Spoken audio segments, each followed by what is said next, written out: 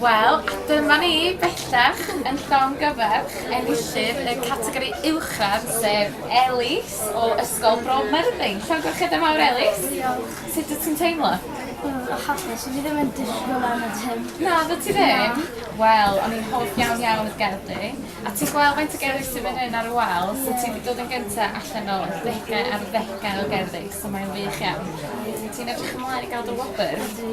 Yn Elis yn cael lot o siocled difain bendigedig a taleb i brynu llyfrau hefyd.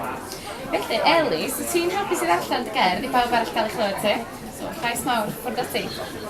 Mae pawb yn hoffi siocled difain. Mam, dad, fi a nain.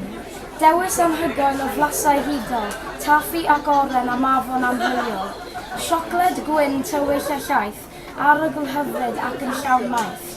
Dŵr awyr a gres poeth Affrica sy'n gwneud i'r cwgl dyfu yn Ghana. Y ffermwr sy'n gweithio'n galed o hyd i helpu ei deulu a ei gymuned i gyd. Rhaid cael masnach deg yn ein byd a digonedd o siocled o hyd ac o hyd. Arbennig. Llygwch adael Elis.